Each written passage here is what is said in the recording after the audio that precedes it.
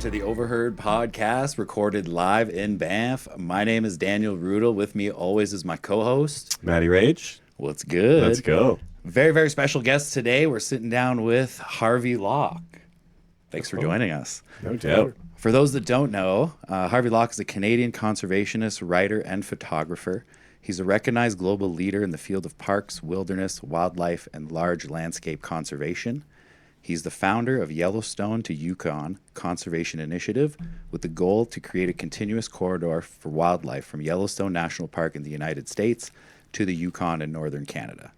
In 2017, Locke was appointed chair of the IUCN World Commission on Protected Areas Beyond the Aichi Targets Task Force with the goal of ensuring the new global conservation targets set at the next conference of the parties of the Convention on Biological Diversity in 2020 are meaningful for achieving the conservation of nature and halting of biodiversity loss.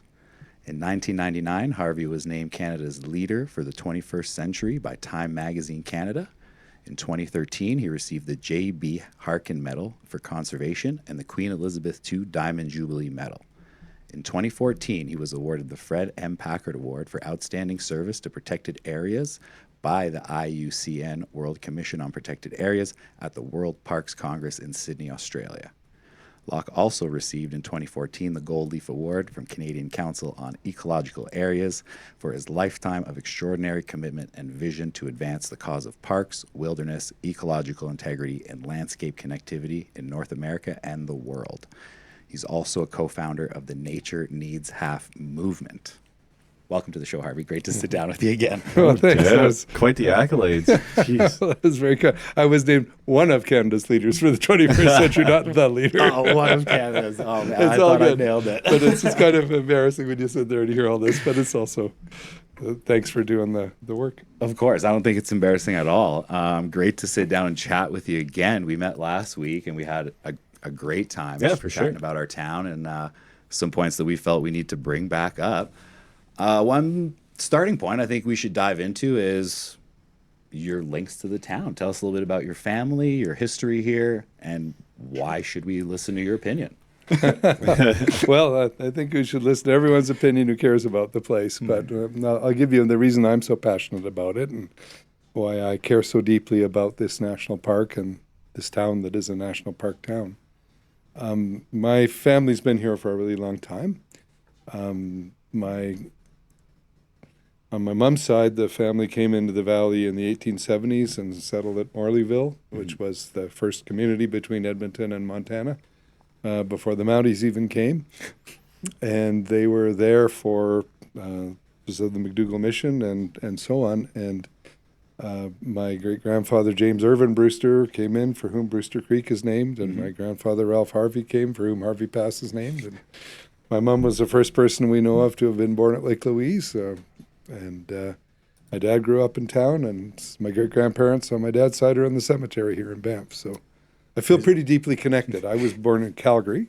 My parents were both Banff kids. My dad was a dentist, and he had a specialist practice, and Banff wasn't big enough for that. But all through university, I lived in Banff, and was very lucky to have my Aunt Mary Alice Stewart here, who was a wonderful influence and super aunt that I stayed with and also just was very fond of. And so about 13 years ago, my wife and I moved back here. And we live here, period, and this is our home. And I'm also a trustee of something called the Eleanor Lexon Historical Foundation, which is dedicated to the history, culture, and ecology of the Bow Valley and owns the historic houses on Beaver Street.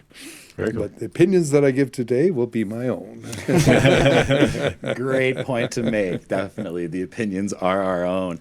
The Luxon Foundation, tons of amazing buildings. I did a ghost tour. In the fall, right. And they take you through that was probably my favorite part of the tour, was going through all the old buildings that we have that have been brought into town from kind of various sites around the town, which is very, very cool stuff. And the ones there are the oldest building in town, which is called Tanglewood, was brought in from the old Siding 29. Yeah. But the other houses that are there are all on the places they were built. And one of the fun things is the guy who was James Bond For real. Yeah, Captain yeah. French actually stayed in one of the buildings on Beaver Street for a while. Captain French.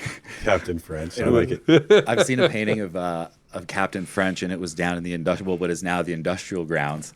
And I believe he's maybe feeding a bear, or like Oh, okay. very, very close Oh, yeah. proximity to a bear. Wild. Very iconic Banff photo. Obviously, we're not getting that close to the wildlife these days. No doubt. I hope not anyways. So my next question, and maybe something that we should broach to our viewers, that you can shed some light on, is what is the purpose of the national park system as a whole? Something you fought hard to keep? Yeah, well, the national parks are these really cool, they're places, they're also ideas. And so they have this kind of special role in society. Banff is the world's third oldest national park. It started out around the hot spring, but by 1887 there was actually an act passed called the Rocky Mountains National Park Act, and it was the third in the world. And it was about having something very special that belonged to everyone, and we needed to not commercialize it. And there was a really bad example that was people were really conscious of in the 1870s, 1880s, which was what happened at Niagara Falls. Okay. It's this Oh, beautiful right, place, right? Niagara Falls is amazing, and it was just Absolutely. made into the tackiest, crappiest It's true. thing it could be. It's true. And people were like, we don't want that. Yeah. And so the national park was partly a reaction to, well, we have to keep these things in the public interest, and they have to be maintained on behalf of everyone. And then we'll do planning. So in the case of Banff, right from the beginning, the park was about nature and people experiencing nature. And the town was planned very carefully from the very beginning. So it's like so many communities in Canada are just kind of happened.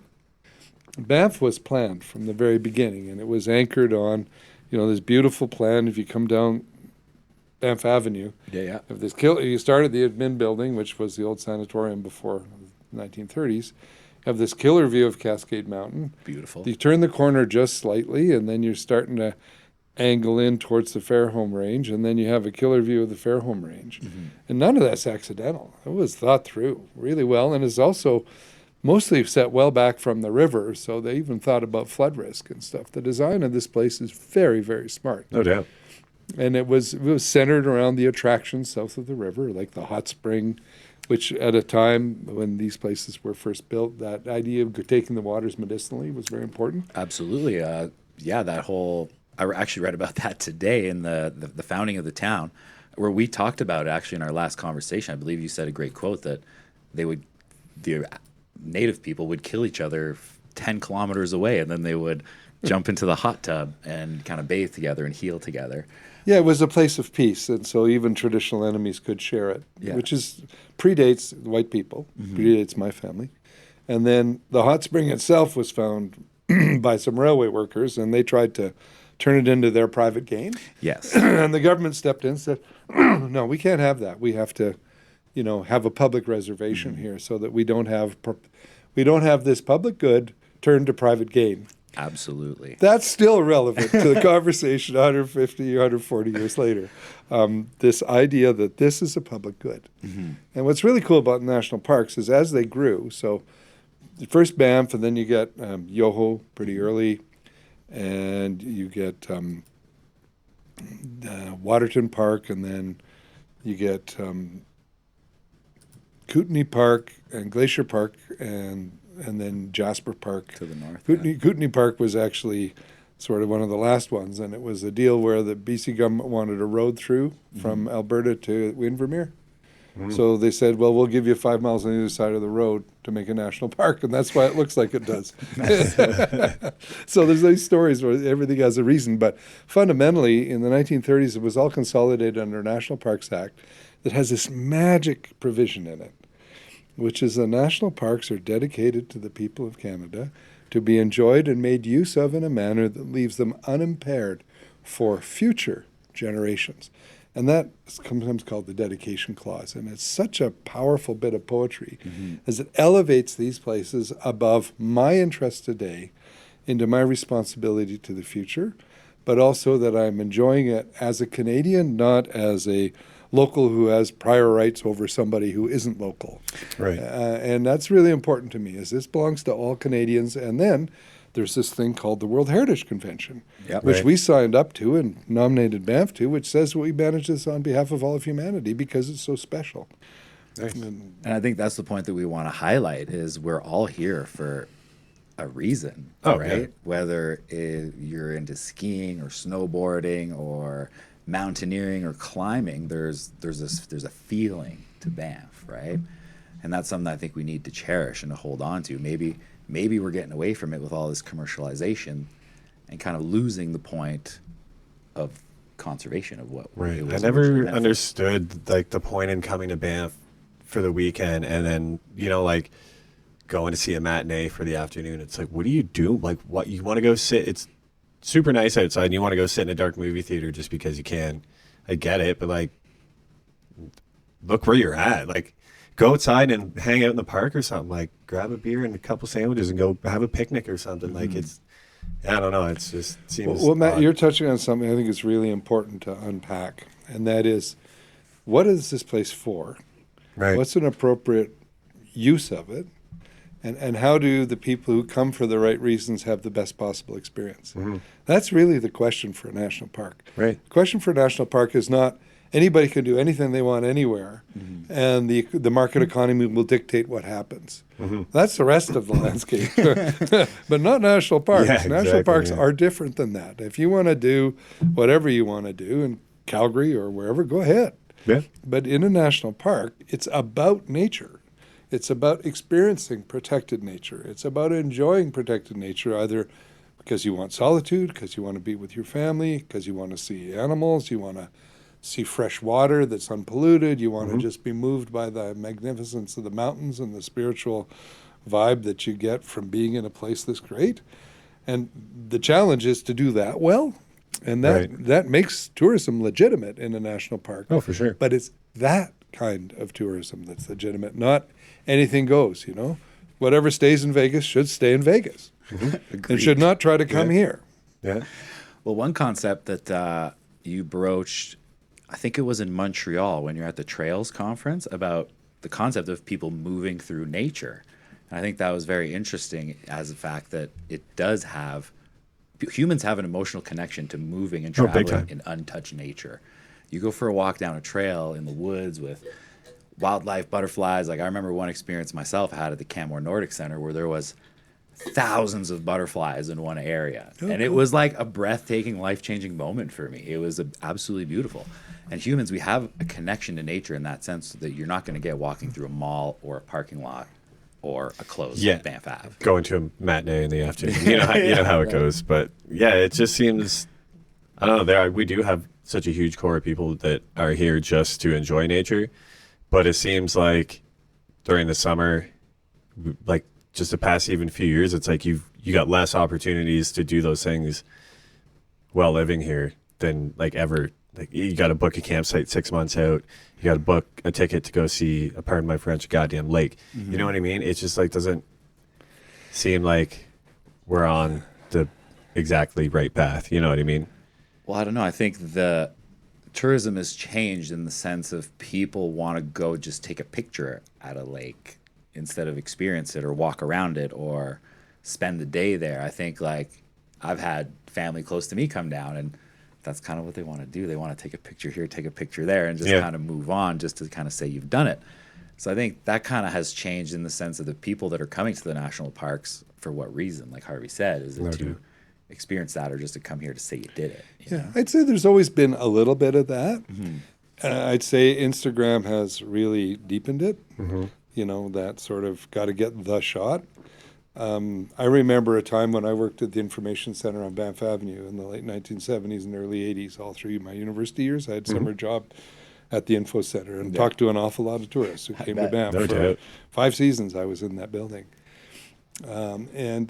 I used to say to people, there's this beautiful place called Moraine Lake. If you're going to Lake Louise, you might also want to go see it. It's only 7 miles. Yeah. I'd persuade them. It's only 7 hours. It's not that busy, and you'll really like it. And it's on the $20 bill. And of course now, Moraine Lake is is the thing that everybody's got to see. Yeah, they and want the shot. They want I the saw gram. a picture of Moraine Lake and the elevator in the Shanghai airport, and it wasn't even an ad for tourism. It was just a pretty picture, Just there. you know, Yeah, because just- it's this epitome of beauty, and Lake Louise is this incredible place.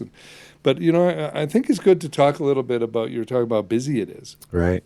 because there's two things. One is we should only be visiting the park for people who want to have a park experience.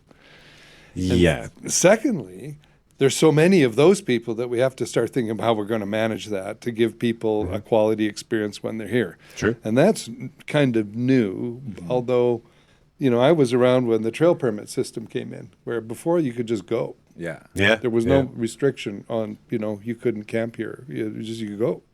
And Cool. then that got too busy.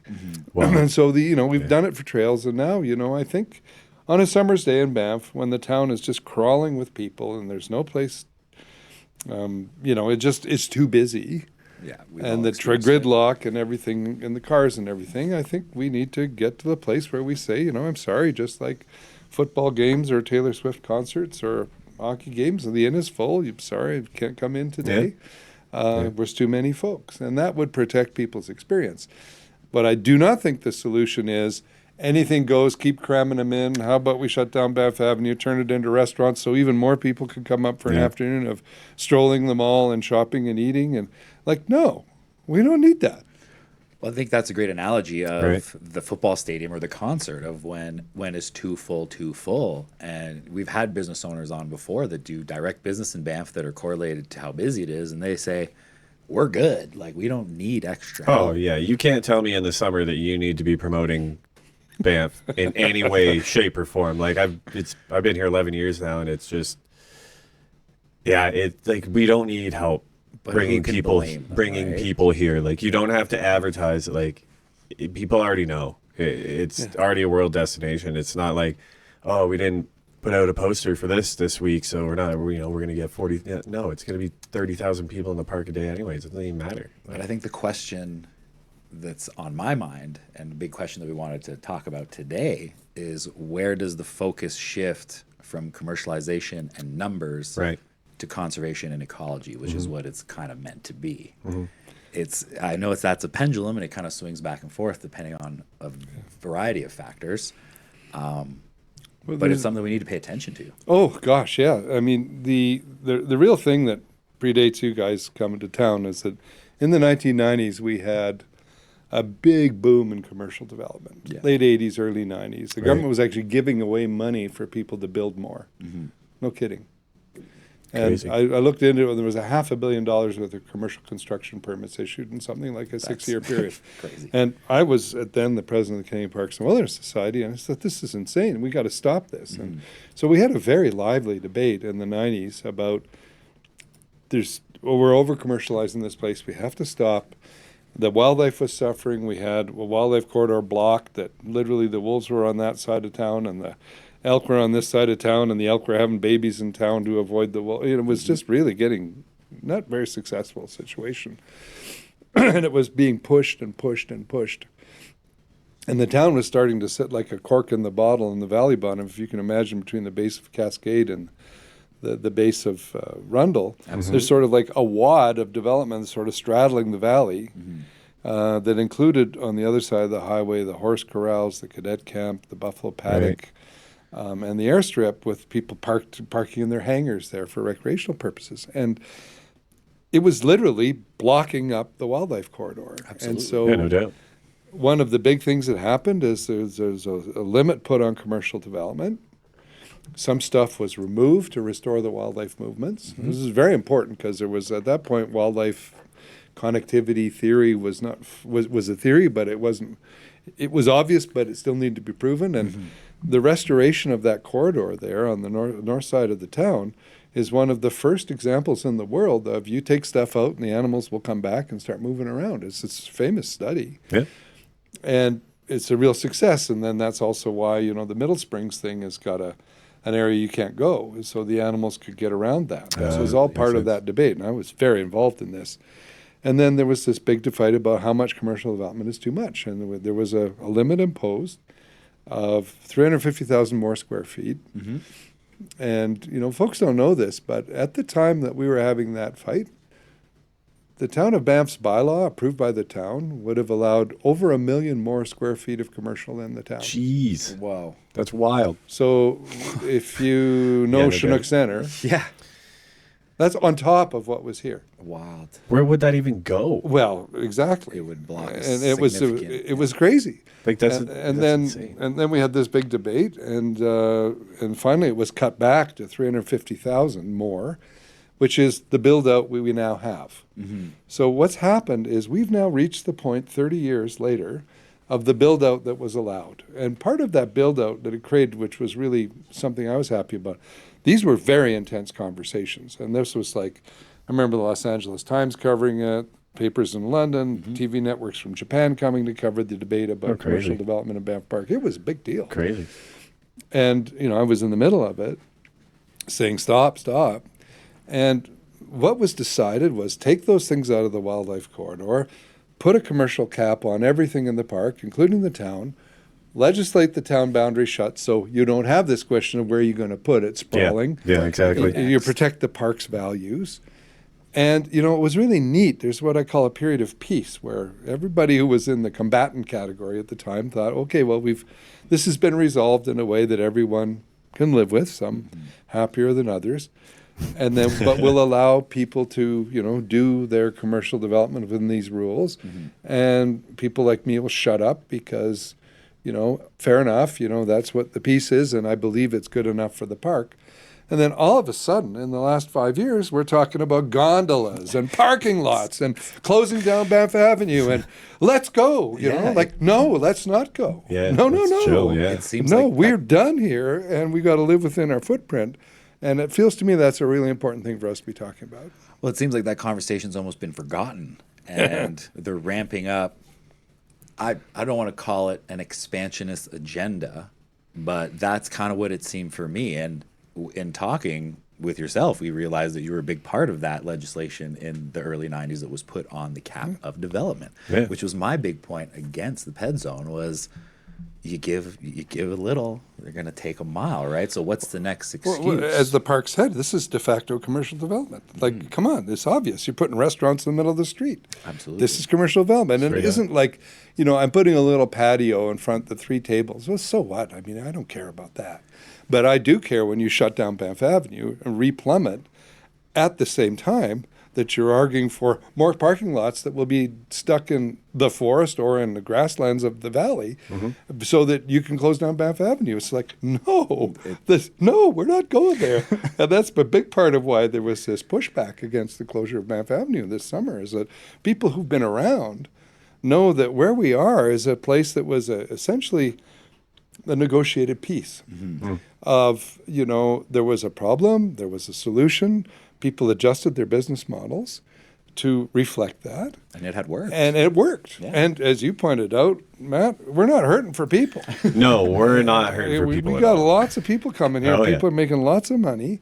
And it's, now our challenge is how to do it better given the volume of people. Right. It isn't to blow the doors open and make it worse, which would be a catastrophe. And from a wildlife point of view, the way the world is, there's this thing called the global biodiversity crisis, which is nature is collapsing all over the place. Species are going extinct. Animals are being squeezed out of their habitats. National parks are a bastion of protected nature. You don't take these systems and throw them against the wall to see how many people you can jam in them and how much more development you can do in them. Right. You sort of say, back off, these are the place for the animals, and we get to see animals. It's really cool. And how do we do that well should be our questions, not how do we keep pushing. How can I push another parking lot into the forest between the Fenland Center and the railway tracks, which is a wildlife corridor used by animals? No. Or how can I charge for this experience, right? How can I commodify it in a sense where they're making money off nature? Right? I've heard the quote a million times, and I think it's even more true now. It's like I had an interaction with a tourist trying to pet an elk, like a full-grown elk. I'm like, you should get away. And then Buddy kind of escalated things, and but he said something. He's like, whatever, just fuck off. It's an amusement park.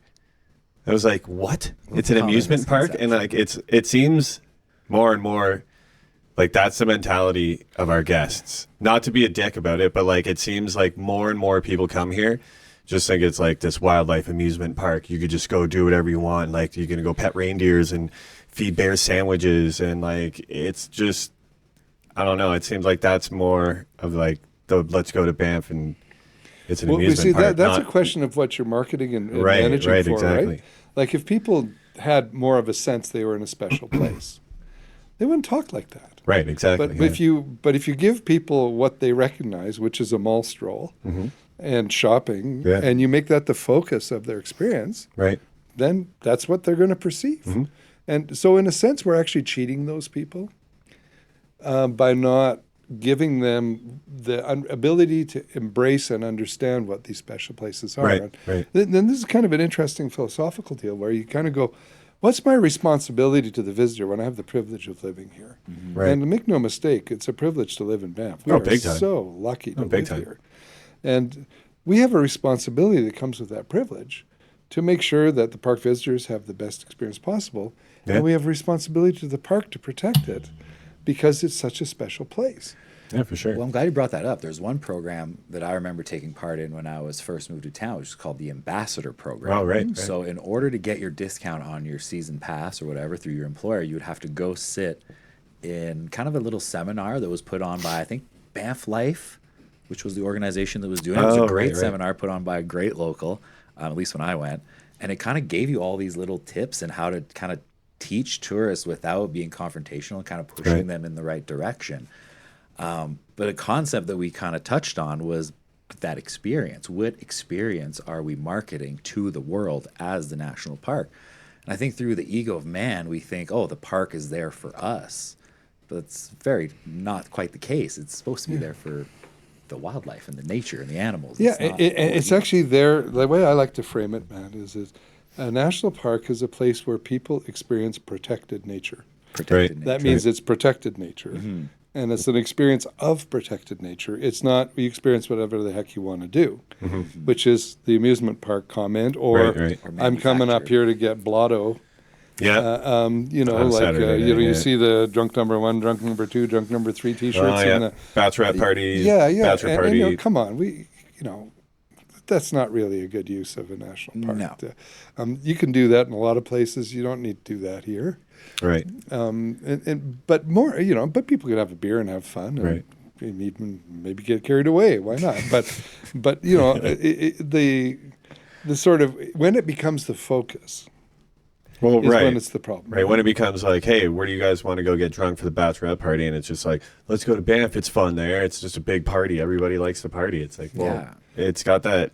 It's had that kind of perception for a while, right? Well, Like, a long time. Yeah, When I was exactly. young, For at sure. certain times of year, and that existed. But Oh, yeah. But the general thing though is like we've got to manage away from that and Right. towards what we want, knowing there'll always be edges and imperfections. yeah. But when you start pushing a different perception of what the place is when you get in a lot of trouble. And For sure. and one of the things that I think we haven't surfaced yet, but I think is really important is there's this need to reside Yeah, rule that we have. Yep.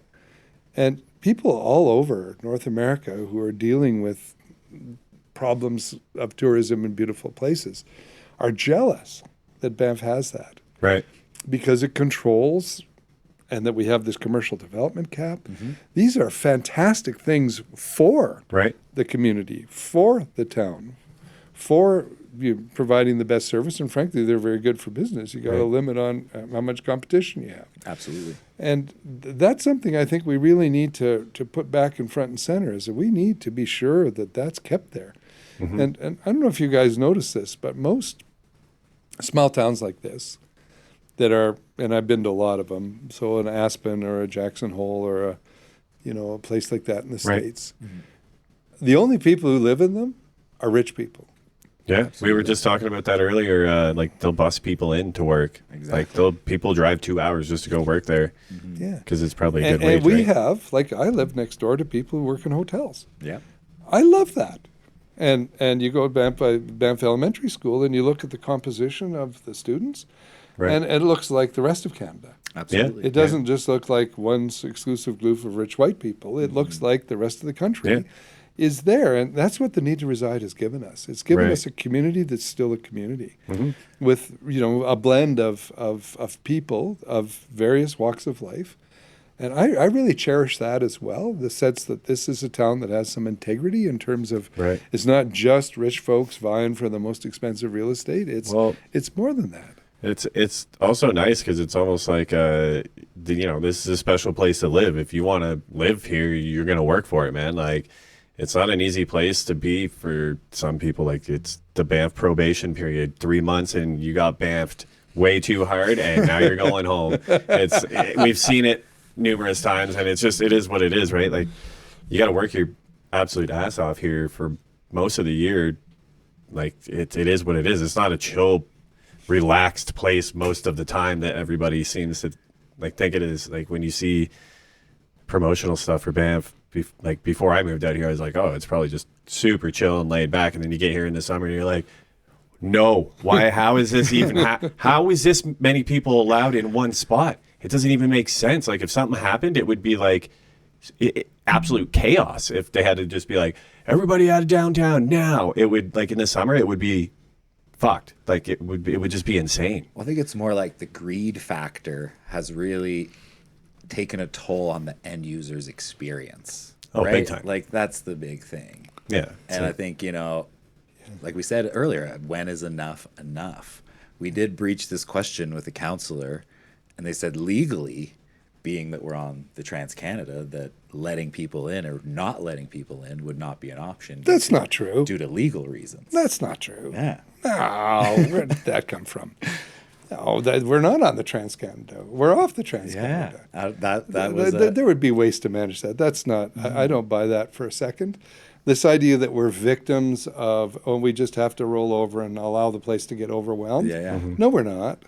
No, we're not. There's you can't shut down the Trans-Canada Highway. That's a different thing. Yeah. But you can control. You could say no turn off. In fact, they do that at Lake Louise now. We've all seen it. Yes, Like, exactly. 100%. So come on, these people.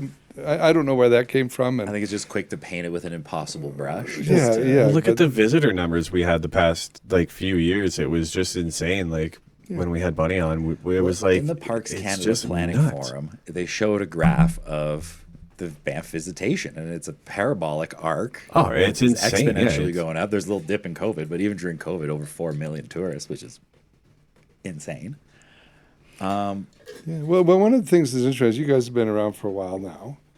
It's busier than it was 10 years ago. Oh, 100%. Not even close. Yeah, and you can feel it in your bones. And it's- I was It's like giving a talk. impending dread. Yeah, I was giving a talk once in Zion National Park, which is a beautiful little park in the States. Cool. Really pretty place. And the chief ranger was like, there's an amphitheater. I was giving this talk, and the chief ranger was sort of showing me around talking, and she said, we got so many visitors now. And they put everybody on buses there because they got one valley that just Yeah. got overwhelmed. So, Yeah. but it's a very small valley. It's sort of like Yoho Valley or Oh, something. okay. It's not. Yeah. It's not big like the Bow Valley. Yeah. It's a small place, beautiful, small. And she said, it's starting to feel a bit like a much-loved teddy bear where you rub it too much and you're rubbing the fur off. Oh, And I no. thought that was such a great That's metaphor. great. No Like, doubt. you can't rub the fur off the teddy bear and still have your teddy bear. So we've got to figure out how to pull back from that. And it's going to be, it's not a thing in the future. It's a thing I think we need to confront today. It's now. But the first thing we got to do is stop talking about harming the park more with things like parking lots and gondolas and nonsensical things that don't fit in any of the plans that were made, are constantly being forced down our throat. Yeah. And let's just say, stop this. No more parking lots. And if we have a parking problem, there's this magical thing called underground parking. Great point. Sorry. Amazing, Great point. It's all over the place. Just Except drive here. to Calgary, you can find underground parking. But in Banff, we won't talk about it. Well, I'm glad you brought it up. The train station ARP is something that I have been for in the past until discussing it fully with yourself last week, and kind of shifted my mind on it because I was thinking, great news. We're going to develop the train. We're going to keep cars out of the national park. But it's coming also, like you mentioned, with an additional 500 stall parking lot, Right. paving an additional huge lot similar to the one that's already there, which already cut off a huge piece of wildlife. So I have quickly changed my mind on the topic, honestly. Once you showed us pictures of the corridor and what it plans to obstruct, once again, we're back to that pre-1990 bottleneck of that northern tip of town where Cascade Mountain is. What are your thoughts on the train station ARP? Well, you just keep talking. You summarize it really well. I think fundamentally, here's the riddle me this moment. You know, like the Batman had the Riddler. You know, riddle me this.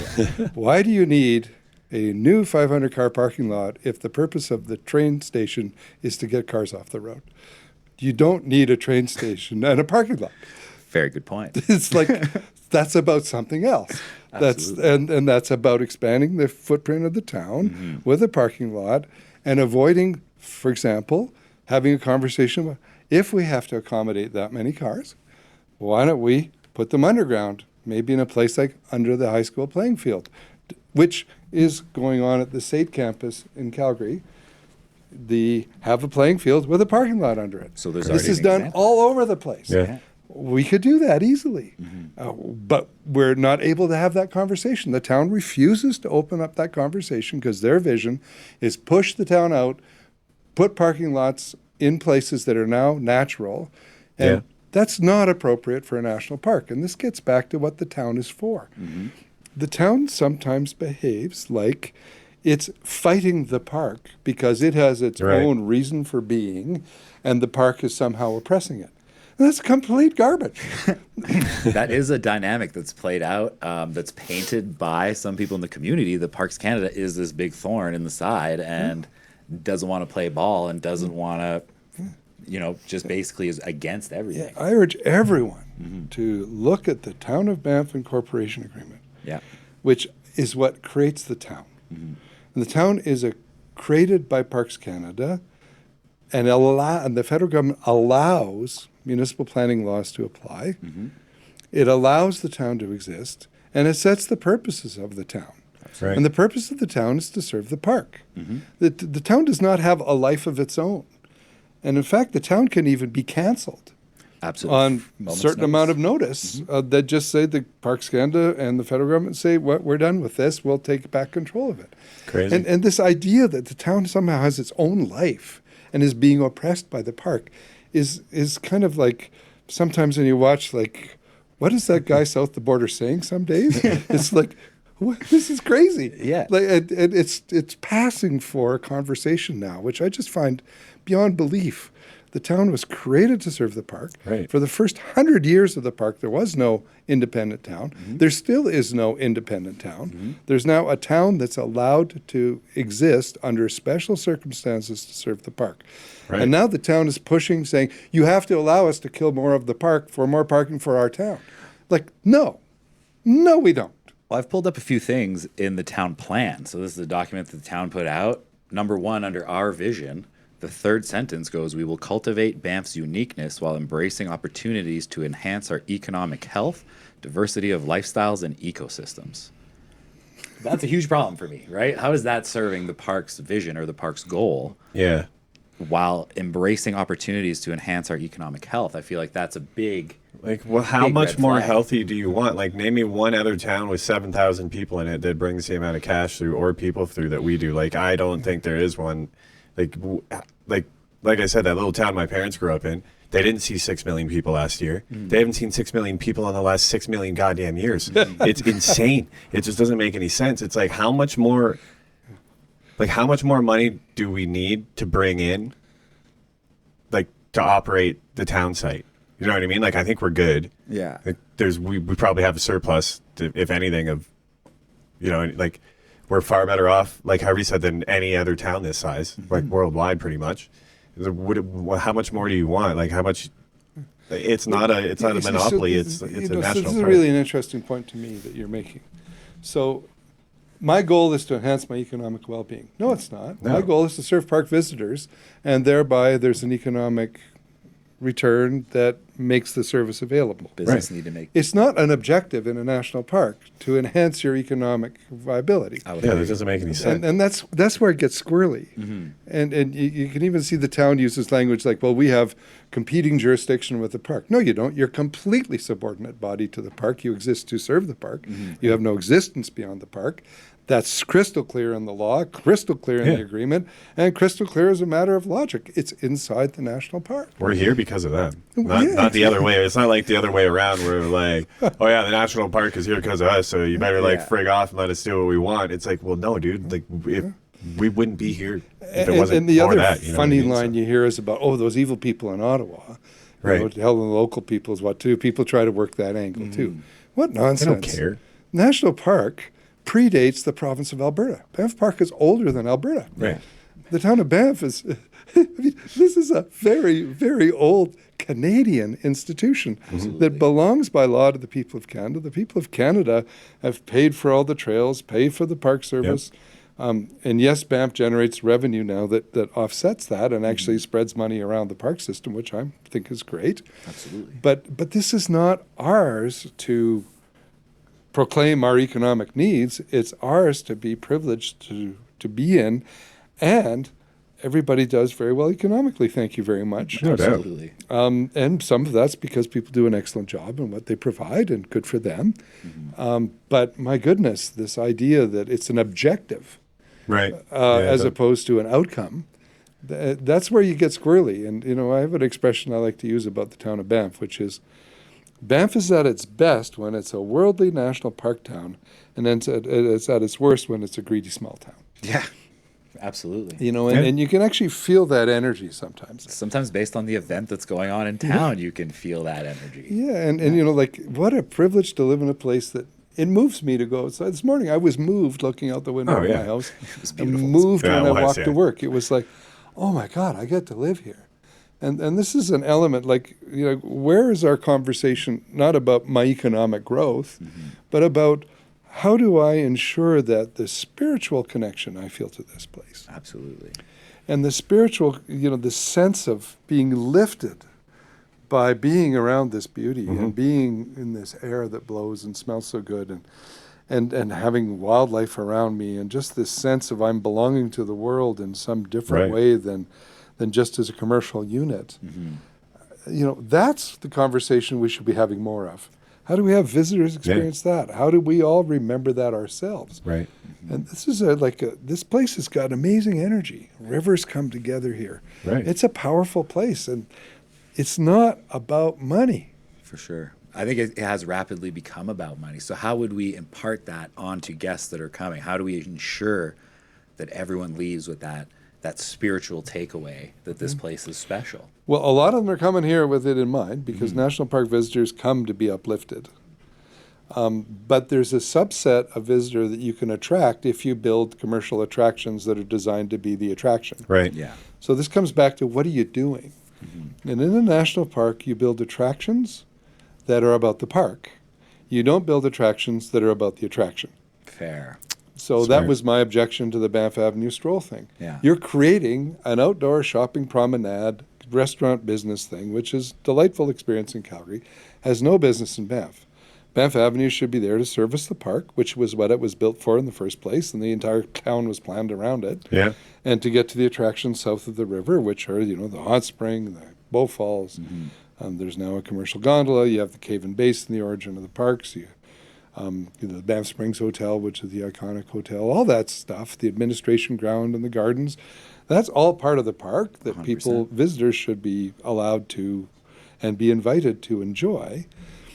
And what we need is more focus on how does the visitor have a quality experience Yeah. of the things that are appropriate to visit.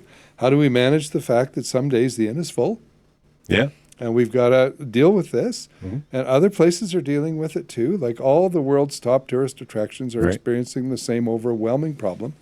But to give you an idea, like, you know, the number one attraction in Beijing, China, it's called the Forbidden City. Okay.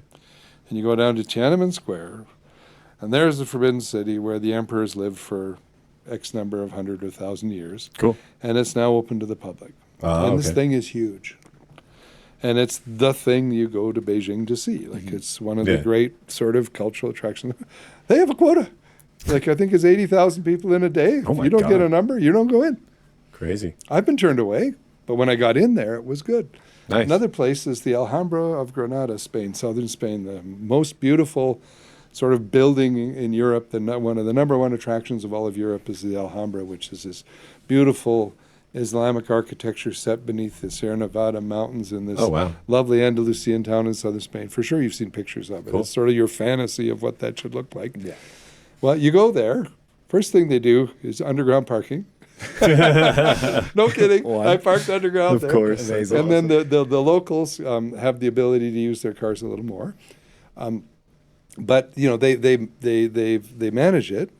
And then what happens is you get a number and you go on the internet and you book it. If you don't get in, you're not going. You don't go, yeah. There's a certain amount of what they call the rush tickets. If you want to line up in the morning, Oh, in case right, people yeah. cancel. Yep. But this is what happens when you have a moraine lake Right. or a Lake O'Hara or a Lake Louise or an Alhambra or a Forbidden City or any, the people in Venice are experiencing this, people in Barcelona are Right, experiencing it. We have to come to grips with it. 8 billion people in the world. It isn't like it used to be. It used to be I could knock off work. And I don't want to sound like an old dude, but it's a true story. I could knock off work at the Information Center on Banff Avenue at 4. Yeah. Drive up to Lake Louise, park anywhere I like, Moraine Lake or Lake Louise, and go for a hike, come back. And there wouldn't be that many people around because the people were around sort of from 10 till 2. Wouldn't even be full. Oh, no, Wow. parking lots weren't close to full. Yeah. back Nice. then. And I this remember is- driving right up to Moraine Lake, like when I first got here. Well, there you go. Yeah. And so something's changed. We need to respond to that change. I think Parks Canada is trying really hard to deal with the Moraine Lake challenge and is creating, they're still working on it, but at least they're working on it. Absolutely. The town of Banff has to also get in the same space of when it's full, Right. it's full. Thank Right. you. Well- And we're going to figure out how to manage that. And it'd be complicated. And, we can put a man on the moon. We can figure out how to manage Banff when it's Yeah. overcrowded. Well, it's like Dan and I working in restaurants for years. It's the same thing. It's like if you overfill the restaurant, it's The not guest experience is the not guest there. experience Yeah. goes down. It is what it is. You can't. It's like Banff is just. There aren't enough people to accommodate this many people. They're just look at how many hours we work in the summer. Like a lot of people are working 2 jobs, like pretty much 2 full-time jobs in the summer just to make cash for the winter. And it's wild. And like everywhere is understaffed in the summer. Very rarely do you work anywhere in the industry in the area when you have enough staff. Like, thank God we've got an awesome team, but and embedded in that is also the housing issue, right? Right, Like, right. You don't have places to live. And, there was a housing shortage when I was a summer worker here in Banff in 1978. so nothing's changed. then. Nothing's changed. There we go. Changed, yeah. And if we want to tackle that, like I'm Right. very sympathetic to really tackling that. And it would mean putting some more money into solving that problem. Right. Not killing more of the park to build more housing. That Right. I'm not in favor of. Fair. But we could do a better job than we've done on tackling the housing problem Right. if we really took it seriously. And there's always the reasons given. But one of the things I can't understand is that we're, this chronic problem rolls on and on and on, and then we consider projects that will make the housing problem worse, like let's add some more stuff. Yeah, sure. like let's Like, add more. let's not. Yeah, let's add more positions for people to work with nowhere to live. It's just like I never understood that. Like we already have enough issues, and it's not gotten any better. Like I've been here 10 years, and you used to be able to in the off season pretty easily go find a new apartment. Like I moved like 6 times when I first moved here. Now it's like if you need an apartment, you're pretty fucked. Like, pardon my French, but it is kind of the reality here. Like it could take you a year to find an apartment. Like it just doesn't. It's not feasible Well, I for think- people that live here. Like I get it. Like we're a cramped town. We need people to work and we need people to live here, but there's nowhere for them to live. It's just like how much more can we expand town with nowhere to live? Well, I think it touches on that, the housing, as well as the over-tourism aspect. Like Harvey drives a good point that there is mitigation tools out there, right? It's just, we're just kind of running around with our heads cut off, being like, we have this problem, we have this problem, we have this problem. Right. We have It's this like, mythology whoa. that we have to be a victim of the Yeah. volume. We don't have to be a victim of the volume. No. We can manage the volume. Right. For sure. And we have to, because you guys in 10, 12 years have seen a huge change Huge. Oh, for sure. in the feeling of being cramped and overcrowded. And this actually gets to another point, and it's kind of a subtle cultural thing. But for Canadian, who are the first owners of the park, crowding is something we're conscious of. Right. Right. For people who are from really, really, really busy places, It just seems normal to them. it isn't that crowded. No, yeah. Fair. And we are entitled to establish norms of what we feel comfortable with in our national parks. Mm-hmm. It's not being exclusive. It's saying this is who we are and this is how we manage ourselves. Right. And there are, people from crowded cultures will come in a volume, as many as you let come will come. Oh, for and sure. I've been in very big crowds in places like India and China, Right. where you could hardly move in top attractions. It was like going into a football stadium at the opening of the yeah, game, where yeah. you were moving through, You're moving with the crowd. moving with the crowd. You don't The really have crowd a is choice. moving you. You're Yeah. transported, and to check out to stop is actually quite hard to get out of the flow of the Right. moving river of humanity. Oh yeah. Is that the future we want here? It's already I like think that on so. Banff Ave. Like, It's not like that on Banff Ave, honestly. not yet. that bad. Not but yet. It's not, no, you wouldn't believe this. We even can now, see I it. still take the alleyways, just But- like in the summer to stay away But from it. Banff gets now that feeling. Right. It's too busy, and people feel it's too busy. And there's visitor satisfaction things starting to show up that people are saying, I was disappointed with how busy it was. Right. Sure. So, but we can manage that. People have a right to come, but they don't have the right to overwhelm. Right. And nor does the town have the right to say, oh, we're just have to bring it all in, bring it on, bring it on. No. We can think differently than that. And I think that's our challenge. It's a problem of success. Absolutely. Yeah. Victim of our own success. in the end, But we don't have to be victims. Right. Fair. We Right. can manage our success in some way that's good for the park, good for the visitor, good for the landscape as a whole. And in fact, one of the things I believe is we should be creating another Kananaskis-like place in a place called the Bighorn Wildland on the northern edge of Banff Park. I don't know if you guys know that area, but at the north end of the park, there's this area called the Crossing, the Saskatchewan River Crossing, where the river comes out. Yep. And it goes out at a beautiful mountain landscape all the way to Nordegg. A long way. And I don't know if you know this, but Kananaskis, you've been there? You know Yeah, where yes, that? yep. Okay. Well, Kananaskis was set up as a relief valve for Banff because Banff was so busy in 1978. No way. Oh wow. That's exactly why it happened. Really? Yeah, Really? it really. I remember the discussions. It was that. You couldn't get a place to camp in Banff Park. You couldn't get a hotel room in Banff Park in 1978. It was overwhelmingly busy. And the provincial government, which made Kananaskis and created the parks, and the Peter Lougheed government, actually, that's why it's called Peter Lougheed Park. Yeah. Yep. They created this area as a relief valve for Albertans to have national park quality experience Amazing. without the crowding. And now that place is as busy as Banff. Now, Just as now well, you have to yeah. buy a pass to go there as well. So it's but like, it's full. Yeah. Okay, well, there's very few places in the world that if all of it was full, you'd say, I can do this again. But you could actually go to this area called the Bighorn Wildland, where the North Saskatchewan River comes out, have very careful, low-impact development, make Nordegg into a community Yeah. that has more tourism and housing and services, and keep the landscape wild around it, just like we have in Banff. Banff still has very wild areas. Oh hell yeah. Sure. And it was wonderful. I take my holidays in the backcountry of Banff Park because Nice. it's so wonderful. Oh yeah. Absolutely. And there's beautiful places there, I've been there, where we could actually create a relief valve if the province decided, instead of coal mining on the eastern slope, Yeah. we should have more nature protection and Yeah. accommodate people. And that's only 2 hours from the Calgary airport.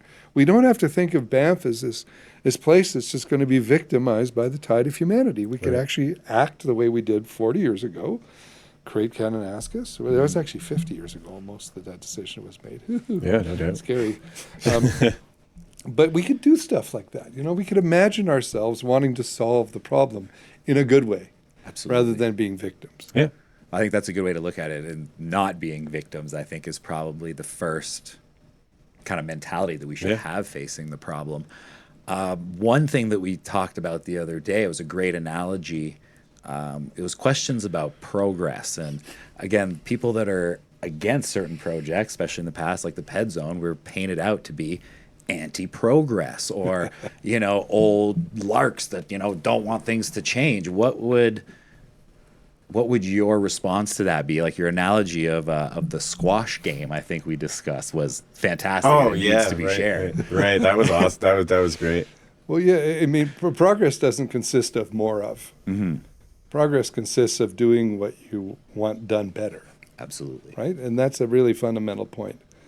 And progress doesn't mean I get my way, and if you block me, you're against progress. Which is what we saw play out, right? It doesn't mean that. With name calling. And one of the things is it's about this concept of appropriate use that we talked about. Mm-hmm. So, you take, my office here, this wall's blue, that wall's white, and it's got a kind of a wooden floor. And, here's the metaphor. You could come in an art gallery that looks like this, big white walls, wooden floors.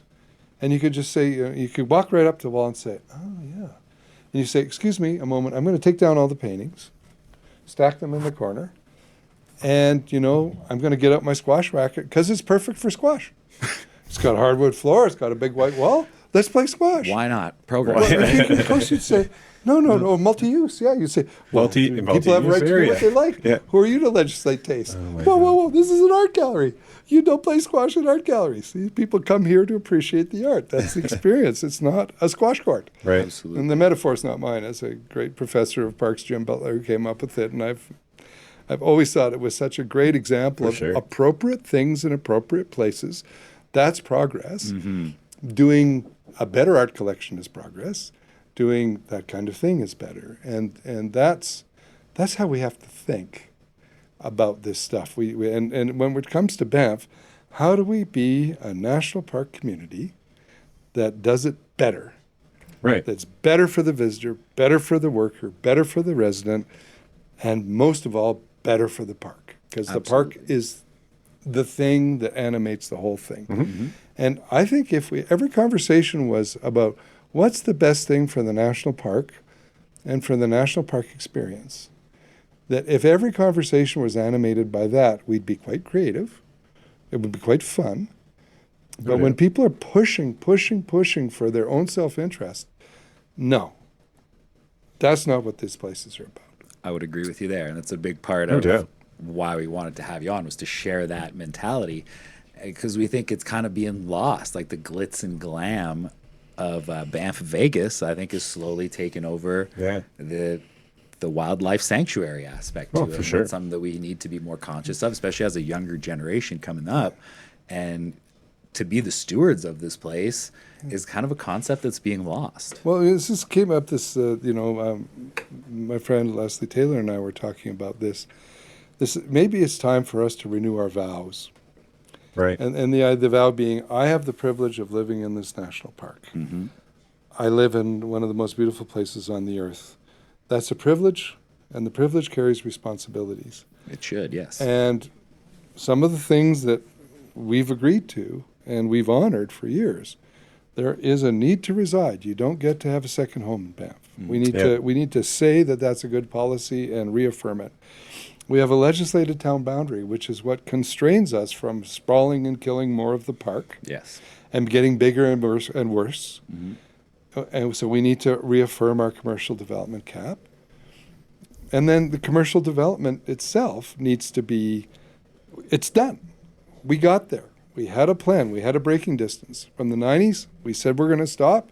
We had 350,000 square feet to allocate. It's been allocated. Stop. How do we do it better? Mm-hmm. So you sort of like, it's like a relationship, vows. I honor the park. I honor the need to reside. I honor the town boundary. I honor the commercial development cap. And how do I make progress within that wonderful set of constraints that make it so wonderful? Because these are not constraints. Mm-hmm. These are the things that enable it to be wonderful. Absolutely. These are, it's like, if you want to be a good skier, you're going to train. Yeah. You don't just get to be a good skier eating a bucket of KFC every night, and say, I want to be a good skier. Yeah. You get to work for that, and then you're a good skier. Mm-hmm. And it's the same thing with this, is how do we be great national park citizens, stewards, and frankly, how do people sort of from my age cohort make people your guys' age and younger feel like this is about you? and that you are as important to the transmission of these values and ideas to the future as I have been and as how they were for me, because I inherited these things from people who thought about it a lot, created Banff, planned the town the way it is, which is a beautifully planned town, created the park. I inherited that. You guys are now sort of the next generation of people sort of moving into the leadership roles in the community. And starting to care about it, right? Yeah, and starting to see it as about you, which is fantastic. And then you guys will someday be sitting here with gray hair and wanting to know that those values will be transmitted to the future again. 100%. Because that idea of the park, going back to this, unimpaired for future generations, what a wonderful thing to work towards. Beautiful. Like, it's not about greed, it's about responsibility, it's about relationship, not about entitlement. Right. And that's the core of a national park. And ours is, I've been to many, many, many, many national parks in many, many, many, many countries, and know many, many, many, many park experts all over the world. This is like people go, you live in Banff? Oh, yeah. Wow, how did you get to do that? And I say, I'm very lucky, and I'm privileged, and I'm honored to be able to do it. But that's the status of this place in the eyes of the world. Absolutely. I think especially by quote unquote renewing our vows, like the concept you just talked about, not only as townspeople, but as businesses, as council, as administration, all coming together to bring back that peacetime that you were talking about when everyone was getting along and people were working towards a common goal and not just calling each other names and fighting on the internet about the latest hot topic. And labeling you as anti-progress if they can't make a change that nobody wants made changed. Like, stop it. Stop it. Don't come in with a sledgehammer, try to smash the crystal ball, and then say, oh dear, you don't like broken glass? What do we do next? Like, stop. Stop. I don't have to entertain this conversation. The conversation is, we're done. We're done the commercial development. We're done the size of the town. We're done on the point that only people who need to live here can live here. Those are beautiful things to be done on. For sure. Now, let's do that better. 100%. Let's make the park better. Let's make the visitor better. Let's make our services better. Let's make the quality of life better. Let's do the housing better. That we can do. And I think given our circumstance and the success, right, we are victims of our own success. Let's not be victims. I think that's a great point to get across today. Harvey, thank you so much for sitting, taking the time to talk with us. I think we keep going for hours. I think we can broach up a bunch of different topics. We'll have to have you back. We could do a whole series on Harvey. I think so. Your poor listeners. No, it was really fun talking to you guys. And I must say, for me, it's really exciting that you guys have a forum for people that are interested in the community, that don't sort of have the sort of, my great-grandparents are in the graveyard kind of, background that I do. Right, for sure. But you guys matter a ton. And we all need to remember this national park belongs to the people of Canada. And as Canadians who come here to work and live and make their lives, this is about all of us. Absolutely. All of us living within this wonderful place in a good way. And I think it's a really fun thing to talk about. 100%. Me too. And the spirituality of living here and people, the history of people coming here for healing, right? The concept of people coming here and getting Banff, that's not only just of coming here and partying to excess. Like, there's this spiritual vibe of being here. Some people just can't take it, right? So I think that's something we kind of got to get back to is the natural. And that's a super interesting conversation because, we don't really talk about all that stuff out loud. Right. Like, there's people who come here and they can't handle it. For sure. And they got to go. And there's people who come here and never leave. Right. And how many people do you know? It's I came here to work for winter. I came here to ski. I came here for the summer. And I never left. Same. Endless. Right. And that's a legitimate Banffite story. And there's some people that happened 60, 70 years ago who are still here. Yeah, that's crazy. But that's really part of, what it is, what's the magic that makes you want to be part of it. Right. And if we reaffirm that out loud and we have that sense of this is a spiritual place 100%. and it's a place of inspiration and high thoughts. I mean, it sounds, like, oh dear, then you're not talking money here. You're damn tootin' I'm not. I'm talking other values, and national parks are about other values. Yeah. And other values matter. We are not Homo economicus. We're Homo sapiens, which means wise, not greedy. Yeah. And Good point. that's who we should be in a national park, wise. 100%. I 100%. agree. Great chatting with you. We're going to cut to a word from our sponsors. We've got to give a big thanks to Drink Shaft No doubt. for this episode. And we'll be back with you. This episode is brought to you by the Non-Alc Shaft. If you're looking for a clean energy drink that's gluten-free, vegan, naturally caffeinated with real coffee, perfect for the quick pick-me-up in the middle of the afternoon, or heck, in the morning when you're on the way to the hill, be sure to check out the beautiful black non-alc can sold as singles or as 4-packs down at Townhouse Liquor. I know my fridge is stocked up.